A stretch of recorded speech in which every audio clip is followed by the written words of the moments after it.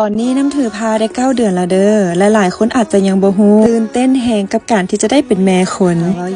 ย่อที่จริงน้ำถ่าย MV เพลงหนึ่งอยู่เพลงลมหายใจของเอ้ยไซเดอร์เพิ่นกลับมาร้องเพลงอีกครั้งหนึ่งแล้วที่น้ำจะตกลงรับงานหนึ่งเนาะน้ำจะต้องเตรียมตัวหลายอย่างเพื่อให้มันสมบทบาทและก็สมกับคนที่เขาเจ้าเลือกเฮามาเพื่อให้เฮาอินกับบทที่เฮาได้รับน้ำเชื่อว่าศาสตร์ของการแสดงเนาะมันบ่แม่นแค่การเล่นไปเป็นการที่เฮาเล่าเรื่องของคนคนหนึ่งเพื่อให้เข้าถึงตัวละครได้หลายที่สุดซึ่ง MV เพลงนี้เนาะก็จะเป็นเพลงที่ถ่ายทอดเรื่องราวของไอ้ไซเองว่าการที่เป็นผู้หญิงคนหนึ่งที่เลี้ยงลูกคนเดียวจนใหญ่ต้องเก่งต้องเข้มแข็งขนาดใดที่ยืนหน่อยผู้เดียวเดินมาได้ยังไง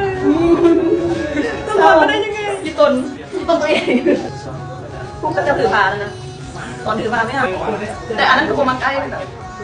ตำรวจมาได้ยังไงถือพาแบบคนมาใกล้เลยทั้งลิ้นไปทั้งให้ไปนำใจความรู้สึกของผู้หญิงที่เป็นแม่เลี้ยงเดียวเลยว่าต้องเข้มแข็งขนาดใดซีนที่ยากที่สุดก็คือต้องเล่นกับเด็กน้อยว่าน้องเองกับบ่เรื่องหน้าเฮาแน่แต่ว่าน้องๆแต่ละคนนี่คือเก่งแหงต้องแสดงกับลูกทั้ง3คนของน้ำในทุกช่วงอายุตั้งแต่เรายังน้อยจนฮอดเราเรียนจบเฮาก็ใช้เวลาถ่าย24 ชั่วโมงเลยจำเป๊ะ